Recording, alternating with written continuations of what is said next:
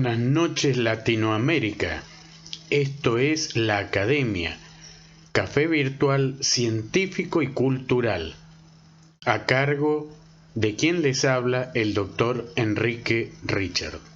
El día de hoy vamos a tocar un tema sumamente urticante, un tema que muchas autoridades académicas de Latinoamérica no quieren abordar. Muchos docentes tampoco. ¿De qué se trata esto? De la asistencia. La asistencia en la universidad pública. ¿Es legal? ¿Es legítima? ¿O es un soborno? Un soborno que pagan los mediocres para tener el aula llena. ¡Wow! ¡Qué tema! Acompáñenme.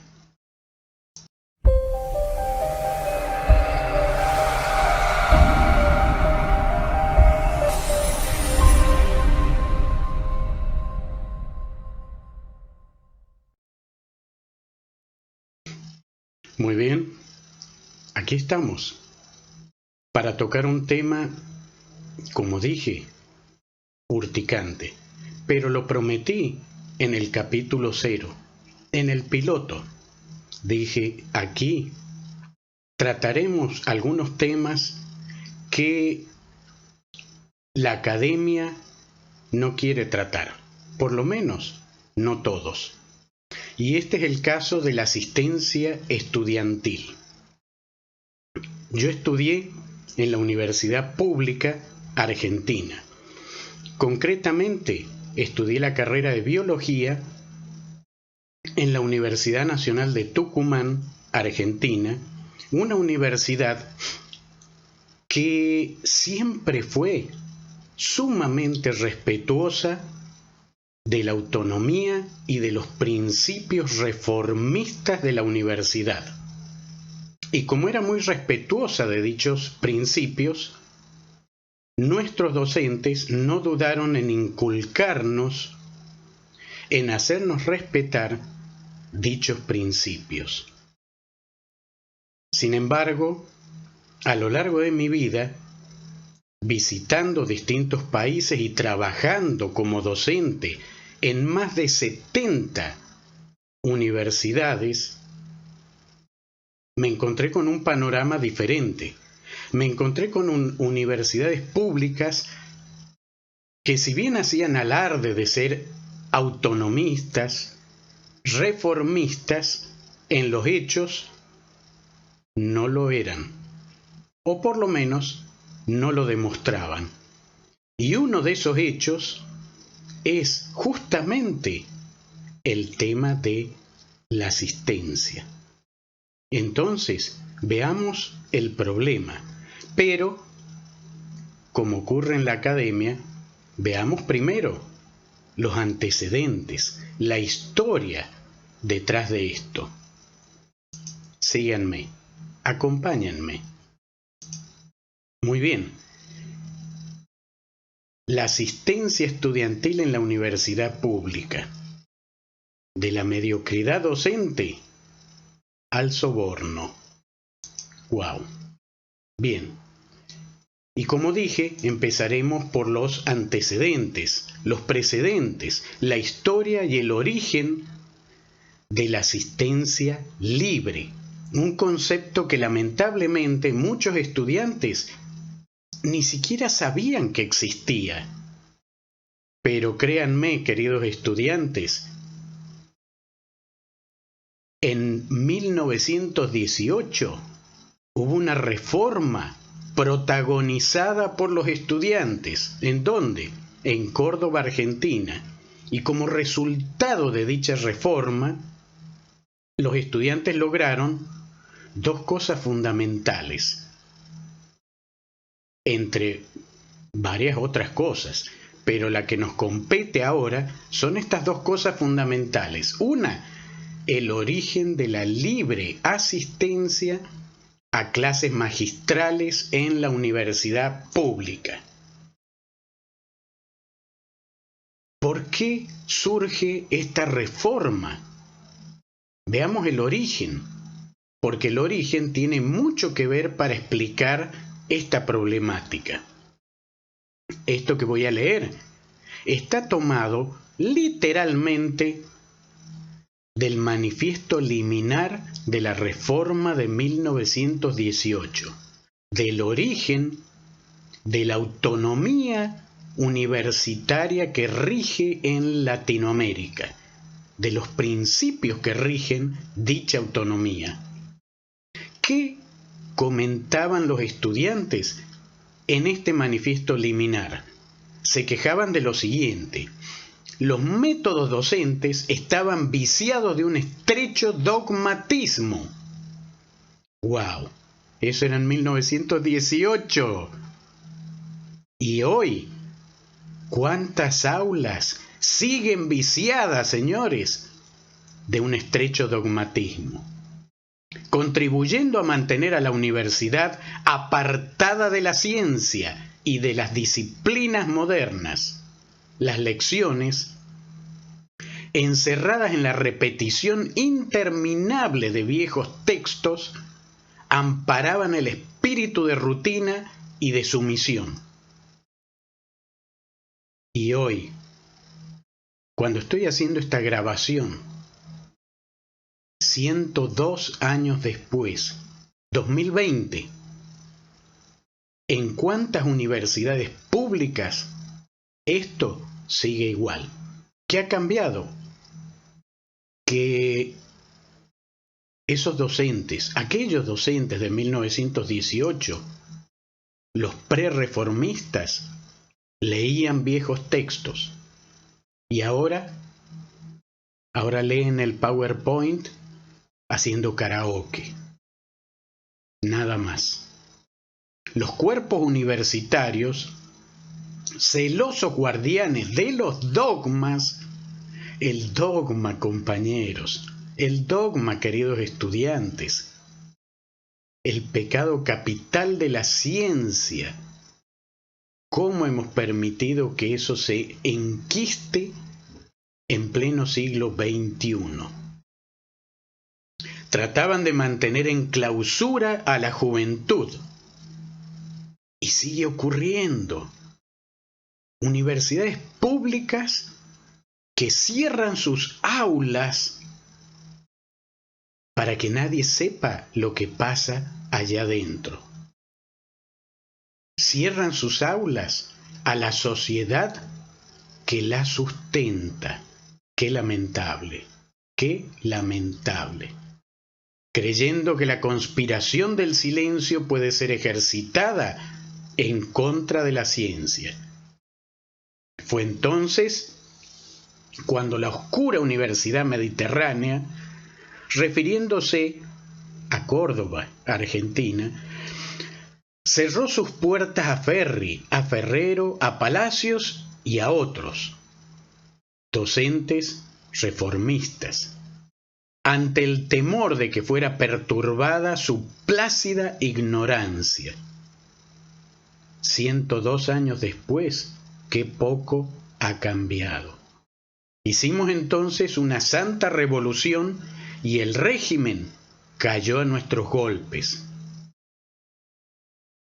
Esta reforma la hicieron nuestros estudiantes. Hoy, esos estudiantes están pasivos y sobre todo permisivos.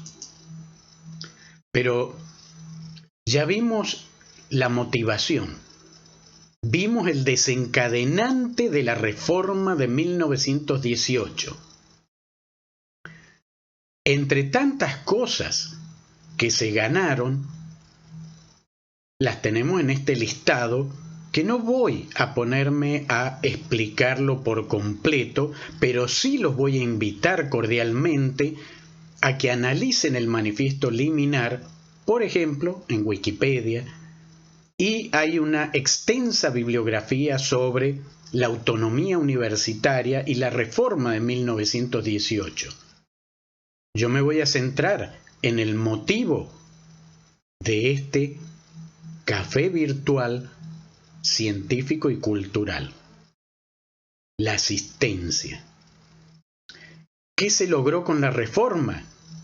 Acá lo estamos viendo con estas flechitas multicolores. Número 1, asistencia libre.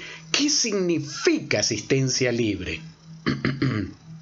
Significa que el estudiante podía elegir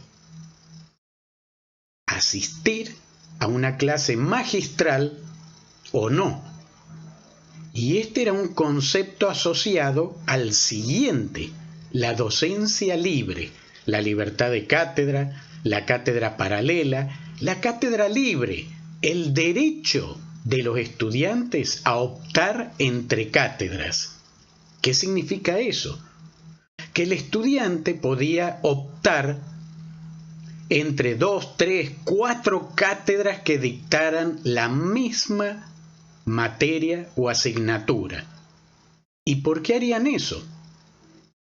Porque yo me identificaba con la ideología de un docente y no con la ideología del otro docente, aunque dictaran lo mismo. O simplemente porque el docente A enseñaba de acuerdo a sus competencias, sus experiencias y su investigación. El docente B era solo un repetidor de libros que ni siquiera había escrito él. Pero no importa, por la causa que fuera, existía el derecho a optar entre cátedras y el derecho también a ir a la clase magistral teórica o no. Y si no iba, no tenía que dar ninguna explicación.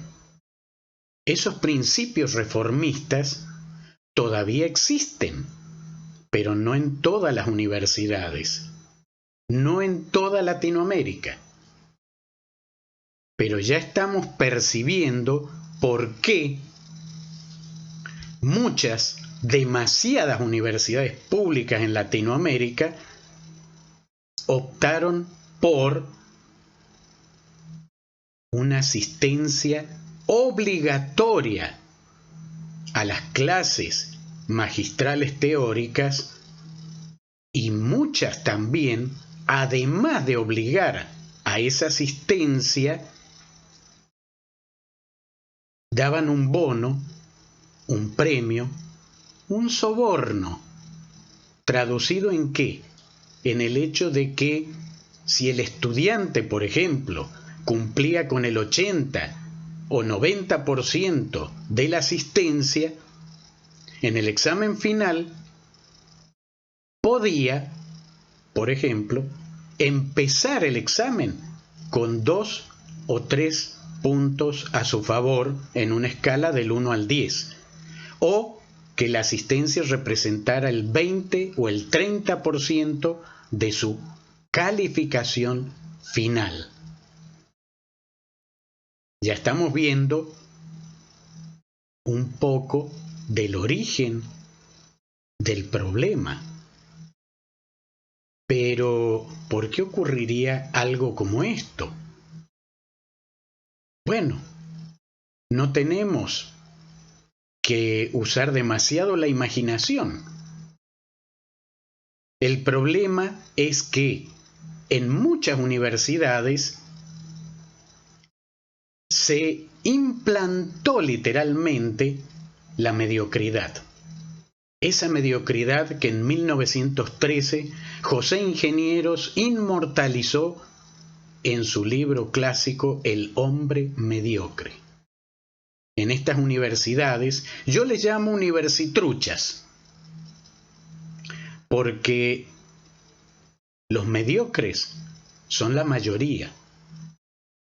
Entonces, si existe la opción de elegir con qué docente quiero pasar clases y tengo un panorama como el que estamos viendo, por un lado, un docente mediocre que hace karaoke y cuenta cuentos y solamente duerme a los pocos estudiantes que tiene,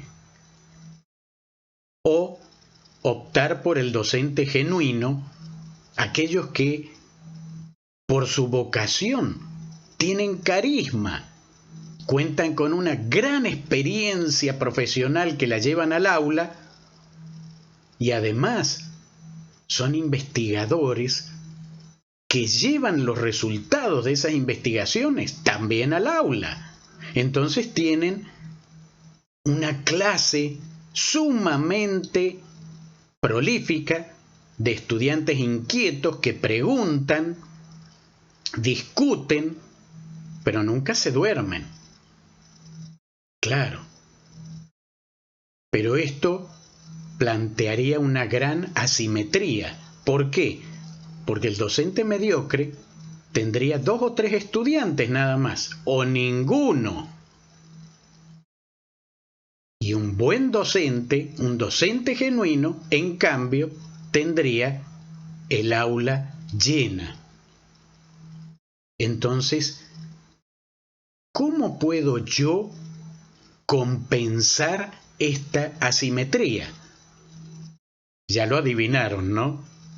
Por supuesto, a través de implementar la obligatoriedad de la asistencia a través de actos de coacción coercitivos o el soborno. ¿Por qué coercitivos? Bueno, en muchas universidades, si no tienen un mínimo de asistencia, no pueden rendir el examen parcial. Si no tienen un mínimo de asistencia, pierden el semestre o el año. Y de esa manera, aunque el docente sea pésimo, el aula la tiene llena. Ya estamos entendiendo por qué, si la reforma, como parte de sus principios fundamentales, logró la docencia libre, logró la asistencia libre a las clases, ¿por qué entonces muchas universidades autonómicas que en sus estatutos adhieren a la reforma de 1918, en los hechos cambiaron para justificar lo injustificable, la mediocridad de los docentes? Y ahora viene la otra pregunta. Pero esto de la asistencia obligatoria, entonces, ¿es legal? ¿Es legítimo? Bueno, a ver, esto requiere también de un análisis. Es legal en tanto y en cuanto la asistencia esté reglamentada. Y ocurre que en estas universidades efectivamente está reglamentada. Pero, ojo, que esté reglamentado, que sea legal, no significa en modo alguno que sea legítima. ¿Por qué no es legítima? Bueno, ya lo explicamos. No es legítima porque, número 1, viola los principios rectores de la reforma universitaria de 1918 y la autonomía, como ya vimos, y como ustedes pueden verificar por su cuenta investigando lo que yo estoy diciendo. Como les digo a mis estudiantes en mis aulas, el primer día de clases, de todo lo que yo diga en mis clases, ustedes tienen la obligación de no creer una sola palabra, pero también tienen la obligación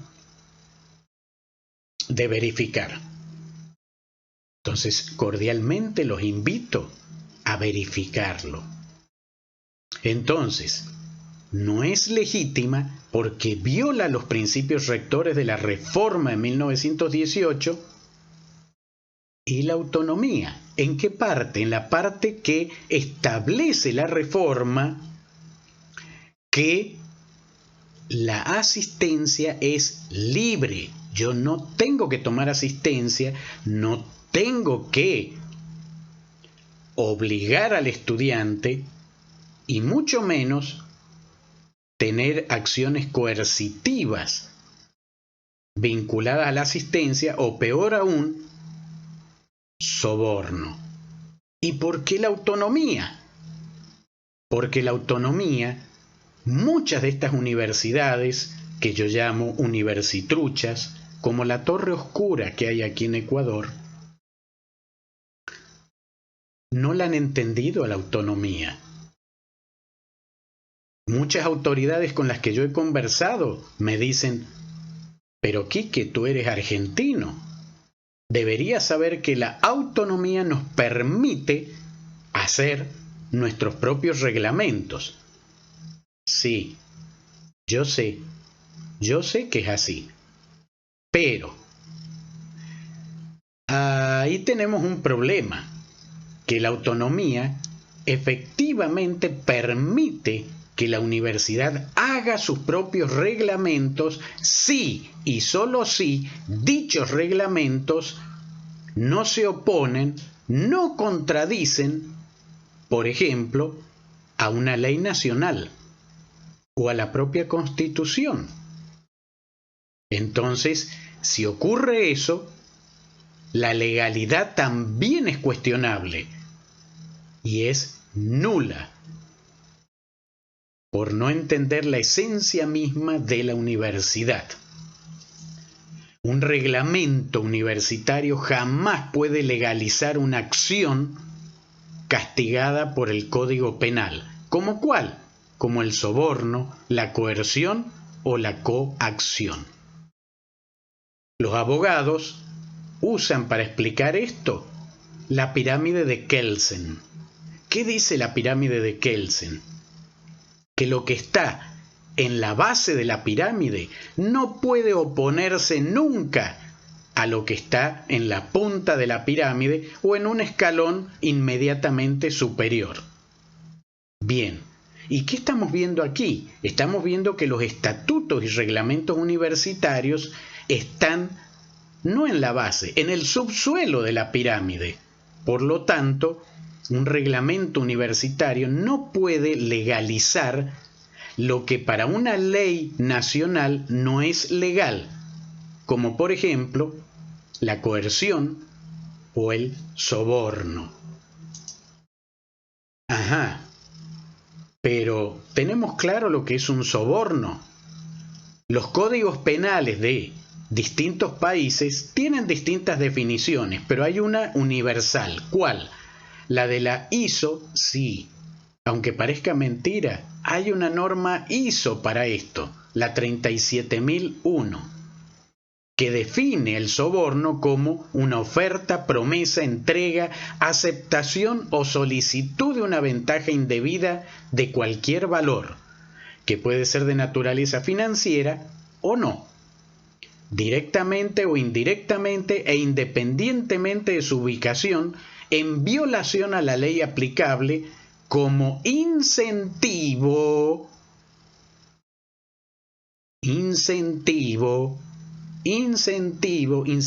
como cuál. Si usted no tiene el 80% de la asistencia, no puede rendir el examen. Si usted tiene más del 80%, usted tiene un incentivo del 20% de su calificación final. O recompensa para que una persona actúe o deje de actuar en relación con el desempeño de las obligaciones de esa persona. Las normas ISO también nos dicen que para que exista el soborno, solo hacen falta dos actores, un corruptor y un corrompido. Perfecto. Y acá viene algo interesante. En Bolivia, que es uno de los países donde existen universidades, junto con Ecuador, con Perú, donde la asistencia es obligatoria y o premiada, no digo todas, pero demasiadas para mi gusto.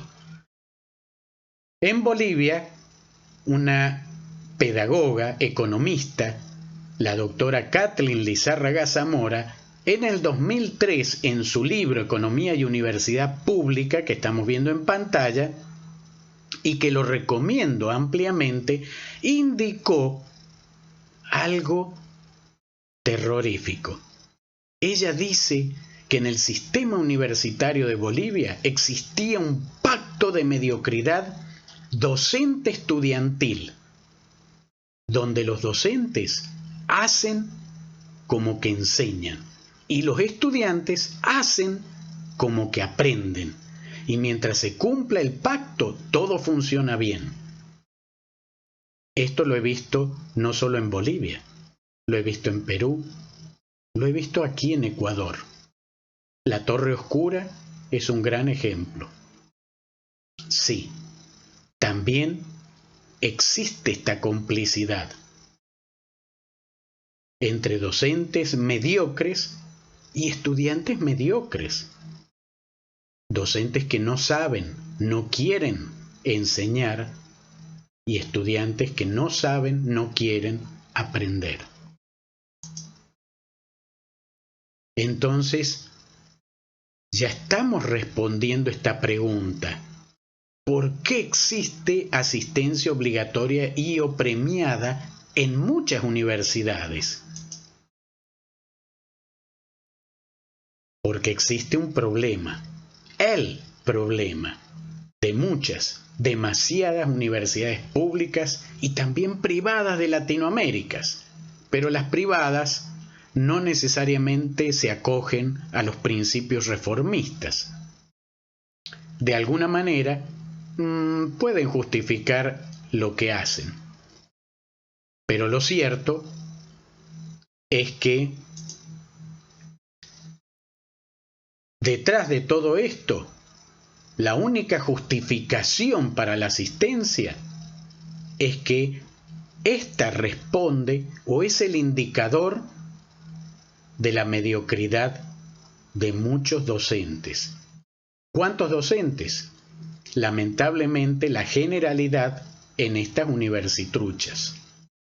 En este libro que estamos viendo en pantalla, que escribí junto a otros distinguidos docentes de Bolivia, de Argentina, especialmente con el doctor Rolando Barral Segarra, uno de los capítulos de este libro, que lo pueden bajar de mi página de ResearchGate,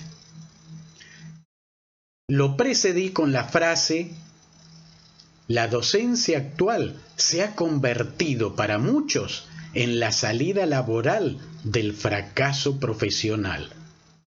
Qué lamentable. ¿Cuántos profesionales no logran insertarse en el mercado laboral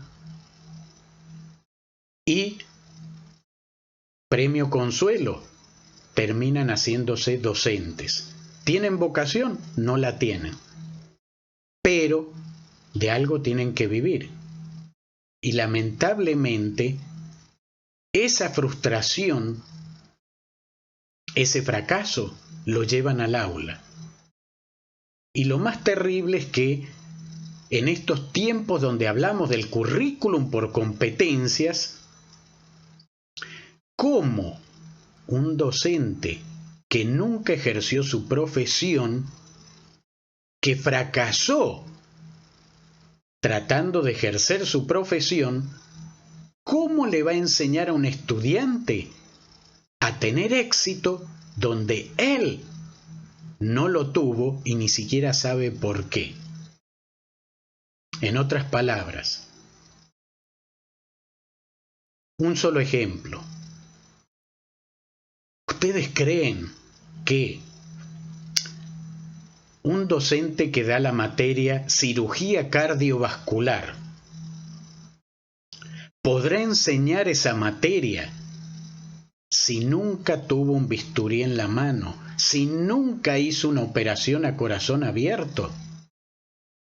Uno no puede enseñar lo que jamás practicó. La paradoja de las competencias. Lo cual nos lleva nuevamente a la explicación de por qué existe la asistencia obligatoria premiada, el soborno en muchas universidades públicas. Porque la asistencia obligatoria, la asistencia premiada, es un indicador de la mediocridad docente que ha sido implementado en estas universitruchas para compensar un aula llena, que siempre tendrá un docente genuino, con un aula vacía que el docente mediocre jamás tendrá. ¿Cómo hago para que haya un reparto equitativo de estudiantes? Obligándolos a asistir a las clases. Y, como hacen muchas universidades, a pesar de ser públicas, a pesar de ser reformistas, detrás de esos docentes se cierra el aula. ¿Para qué? Para que no hayan testigos de esa pésima docencia. Qué lamentable, compañeros, pleno siglo XXI, que las motivaciones de la reforma de 1918 sigan existiendo. Docentes mediocres, aulas cerradas. Correcto. En estas universitruchas se cierran las aulas, cuando uno de los principios rectores reformistas es que cualquier persona puede asistir a escuchar una clase en la universidad pública. En tiempos de pandemia me ha tocado ver, por ejemplo en la Torre Oscura, autoridades que incluso les dijeron a sus docentes que tenían que precautelar todas las medidas del caso para que en sus clases virtuales no hubieran colados, no hubieran oyentes externos, no matriculados. ¡Qué vergüenza! ¡Qué vergüenza! Aulas abiertas, conocimiento compartido. Un buen docente comparte. Un buen docente no cierra sus puertas, no cierra las puertas de su aula, mucho menos en una universidad pública. Y simplemente para reforzar todo esto que hemos venido diciendo, tenemos que hacernos, compañeros, esta pregunta. ¿Será lo mismo estudiar física con este señor, Albert Einstein, que con con el profesor Homero Simpson? ¿Quién creen ustedes que puede llegar a tener el aula llena? ¿Albert Einstein u Homero Simpson? Lo cual me recuerda, los otros días estaba viendo una clase de una persona que admiro mucho, que en paz descanse, el profesor doctor Mario Bunge. Una clase que dio en la UBA, que es también una universidad reformista, pero respetuosa de la reforma universitaria. Y en esta clase, una clase llena tenía. Fue interesante, porque Mario Bunge ahí, a sus más de 90 años, dio una clase sin PowerPoint, sin ponerse a leer, dio una clase magistral que terminó con una audiencia que lo aplaudió de pie. Un buen docente como Albert Einstein, seguro que va a tener el aula llena. Un Homero Simpson, lo más probable es que no. Pero yo puedo ser Homero Simpson y tener el aula llena. ¿Cómo? con la asistencia obligatoria o a través del soborno, premiando esa asistencia con puntaje. Los docentes deben ser, entre otras cosas, cantautores para ganarse el respeto de los estudiantes y la audiencia. Deben cantar sus propias canciones, no hacer karaoke. ¿Y cómo se hace para cantar sus propias canciones? Llevando al aula el fruto de su éxito profesional, de sus investigaciones publicadas, de su experiencia profesional. Ser cantautores. Nuevamente, una analogía. ¿A quién estamos viendo aquí? Referentes absolutos del rock. Los Beatles. Los Beatles, de los cuales solo 2 de ellos nos acompañan actualmente. Pero, si los Beatles dieran un concierto hoy, no importa a qué precio, llenarían un estadio. Ajá. Y un grupo de imitadores de los Beatles cantando las mismas canciones, ¿también llenarían el estadio? Aun cuando cobraran mucho menos, de ninguna manera. Pero lo cierto es que si yo quiero escuchar cantautores originales como los Beatles, voy a tener que pagar para escucharlos. La gente paga para escuchar un cantante. La gente paga para escuchar una obra de teatro. La gente paga para ir al cine.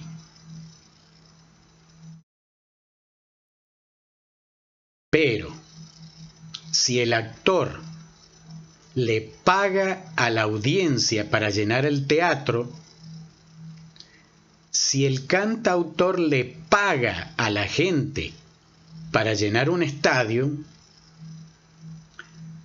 la figura es diferente. Ahí se llama soborno, porque yo estoy engañando de que tengo éxito cuando en realidad estoy pagándole a la gente para simular ese éxito. Y eso es lo que hacen los docentes mediocres. Le pagan al estudiante, lo sobornan al estudiante o realizan una acción coercitiva a través de una asistencia obligatoria y determinante para rendir un examen o poder terminar el semestre o el año. Y a través de esa acción, ellos simulan tener un aula llena porque los estudiantes van a escuchar sus clases. Y los estudiantes solo van para cumplir. Solo para cumplir. Y obviamente un imitador no va a tener la audiencia, ni va a llenar un auditorium, ni va a llenar un estadio de fútbol como lo llenarían los Beatles. No, los Beatles son cantautores, porque ellos tienen sus propias canciones y su propia música. Los imitadores no. Por lo tanto, el efecto no es igual. Un docente genuino es como los Beatles, canta sus propias canciones. ¿De dónde sale la letra de sus canciones? De su experiencia profesional, de sus investigaciones salen las letras. Correcto. En cambio, los docentes mediocres copian, replican, leen lo que ellos jamás escribieron, investigaron o publicaron. No es lo mismo, ¿eh? Los actores genuinos, los cantautores, los docentes, investigadores competentes, uno, no necesitan sobornar con la asistencia a sus estudiantes para que éstos vayan a sus clases. Porque el peor castigo para ellos es perderse su clase. Claro, si vale la pena. De la misma manera, el peor castigo del que no fue al teatro es perderse la obra. El que no fue al cine, pero pagó la entrada, el peor castigo es perderse la película. Y en el caso de un cantautor, perderse el recital. No es tan complicado de entender esto. Obviamente, para muestra vale un ejemplo como botón. A mí me han dicho varias veces, ¿y usted, si no tomara asistencia, llenaría el aula? Bueno, como les dije, yo me formé en una universidad no solo reformista, sino respetuosa de la reforma. Algo que lo pueden verificar. ¿Qué universidad? La Universidad Nacional de Tucumán. Y como yo soy reformista y defensor de la autonomía, porque la universidad me formó bajo esos principios, aún en universidades que tenían reglamentada la asistencia, yo, como política de aula, el primer día les decía a mis estudiantes, queridos estudiantes, la asistencia para mí no vale nada, absolutamente nada. Y mis estudiantes, después de explicarles lo que yo estoy explicando ahora, lo entendían. Y miren algo curioso, esto que estamos viendo aquí es mi aula de una materia que para muchos podría resultar aburrida, metodología de la investigación. ¿En dónde? Universidad Mayor de San Andrés, Bolivia. Aquí yo tenía 28 estudiantes matriculados, nada más, 28. Y curiosamente, siempre tenía más del doble. ¿Por qué? Tenía estudiantes parados, sentados en el piso, como podemos ver aquí, porque se cumple lo que yo argumenté anteriormente. Hay docentes que son cantautores y captan la audiencia, y los estudiantes van porque les interesa cómo da la clase ese docente, en detrimento de otros docentes. Aquí yo tenía estudiantes de otros cursos y tenía también estudiantes de otras universidades. Miren qué interesante. Y en la virtualidad pasa lo mismo. Aquí, en un curso de maestría que estoy dictando, mis estudiantes también saben que la asistencia a los chats no tiene ponderación alguna. O sea, mis estudiantes pueden participar de los chats de consulta, pueden participar de las clases teóricas que doy, pero yo no tomo asistencia ni doy puntos por asistencia. Y curiosamente, como muestra esa flechita, tengo asistencia perfecta. Y cuando no tengo asistencia perfecta, no llego a tener nunca más del 5% de inasistencias. Lo cual demuestra que no importa de qué país se trate, si el docente es cantautor, si el docente tiene argumento para enseñar, va a tener audiencia, como el actor tiene audiencia, como una película puede llenar un cine. De la misma manera. De la misma manera. Y un mediocre, obviamente, no. Ok. ¿Qué tenemos entonces para resumir? Bueno, ya sabemos, compañeros.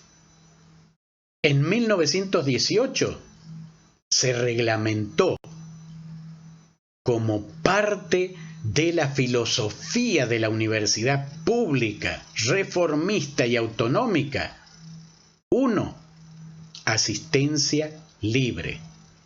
Que los estudiantes puedan ir o no ir a una clase teórica magistral.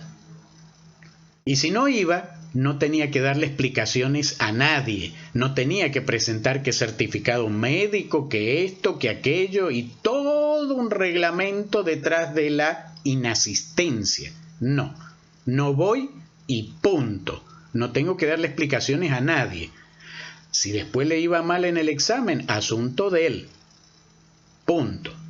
También se reglamentó, entre otras cosas, la docencia libre. Pero eso también planteó un problema, el problema de que el estudiante podía optar por el docente A, que enseñaba la misma materia que el docente B, porque el docente A enseñaba mejor, o porque me identificaba mejor con ese docente, o por la causa que fuere.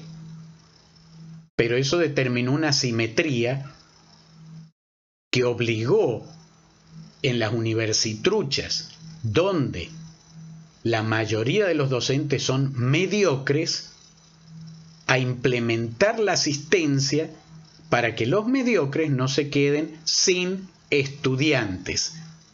Porque no nos olvidemos, compañeros, los estudiantes, nuestros queridos estudiantes, son la razón de ser y de existir de nuestra profesión.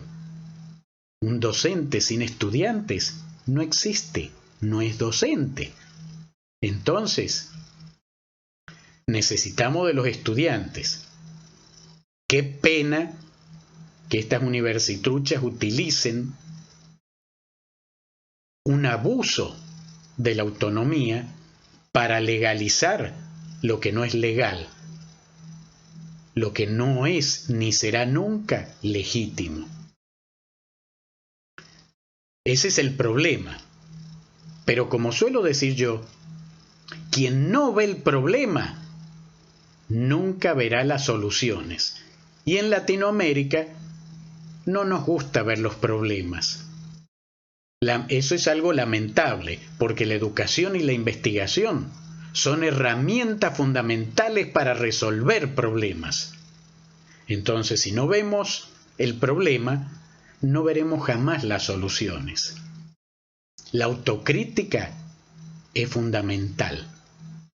En el remoto caso que existan esa autocrítica, que exista la voluntad de ver los problemas, veamos cuáles serían las soluciones. Porque aquí no se trata solo de plantear el problema, sino de ver las soluciones. Bueno, número 1. Si la universidad utiliza el currículum por competencias, ya lo mencioné, pues bien, deberá tener docentes con las competencias que pretende desarrollar en el estudiante. Lo que mencioné anteriormente. Alguien que nunca practicó cirugías a corazón abierto, pues no puede dar una materia que se llame cirugía cardiovascular. Y aunque a muchos les duela, alguien que nunca publicó ni siquiera un aviso fúnebre en el periódico, pues no puede dictar una materia que se llame metodología de la investigación. Lamentablemente. Los concursos docentes tienen que existir y tienen que cumplirse los periodos de concurso, pero también se tiene que garantizar la imparcialidad de la evaluación, porque en estas universitruchas se ve demasiado la endogamia. Y la endogamia se presta para que siempre gane el caballo del comisario.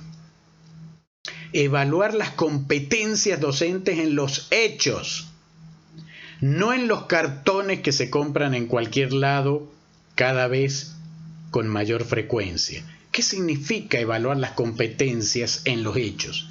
Significa que en un concurso tiene que ser mucho más importante la competencia que los cartones. Si el concurso o el examen de competencias es para metodología de la investigación, pues tiene que ser mucho más importante que el postulante en los hechos demuestre que sabe hacer investigación. ¿Y cómo se demuestra en los hechos? Pues que tenga un muy lindo currículum donde figuren muchos artículos publicados en revistas indizadas y de impacto. No que solamente muestre un cartoncito que diga que hizo un diplomado en metodología. Porque eso no significa que tenga las competencias para enseñar a investigar. Yo no puedo enseñar lo que jamás practiqué. La paradoja de las competencias. Finalmente, los estudiantes, la razón de ser y de existir de la profesión docente, deben ser, como en la reforma de 1918, protagonistas de este proceso y combatir la corrupción académica imperante en muchas universidades. Porque de otra manera, o combaten la corrupción, la mediocridad, o son cómplices, como lo denuncia Kathleen Lizárraga Zamora en su libro. Los estudiantes hicieron la reforma en 1918. Es muy triste ver que actualmente demasiados estudiantes no quieren meterse en esto y prefieren formar parte, ni más ni menos, que del pacto de mediocridad que denunció Kathleen Lizárraga Zamora. Por la razón y por la ciencia, aulas abiertas, conocimientos compartidos. De eso se trata todo esto.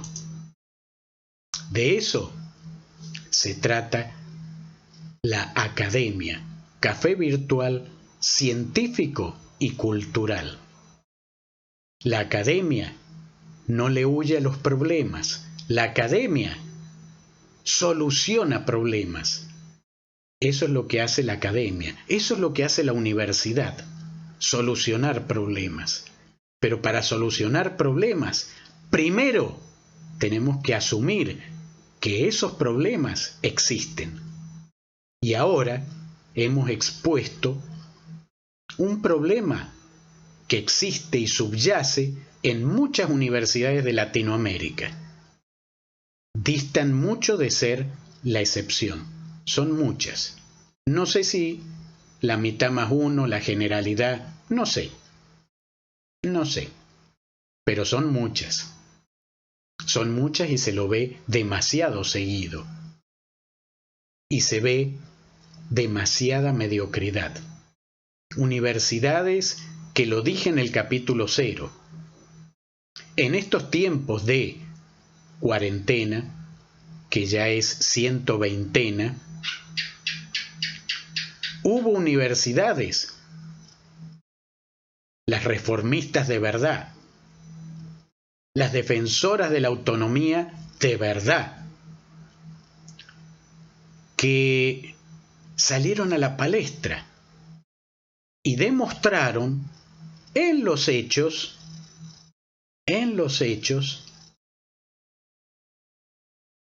que son buenas universidades. Y sus docentes demostraron en los hechos que eran cantautores de primerísimo nivel. Porque cuando empezó la cuarentena, salieron a dar webinars gratuitos, no solo a sus estudiantes, a toda la sociedad, a todo el planeta. Eso hicieron. Salieron a dar cursos, a compartir sus conocimientos en forma virtual, mostrando su cara. Mostrando su cara. Mostrando sus competencias, sus aptitudes, destrezas y habilidades. ¡Wow! Un ejemplo a seguir. Pero también para el que tuvo un ojo observador. También en esta 120ª, las universitruchas también brillaron. Brillaron por su ausencia. Brillaron porque nadie las vio en Internet.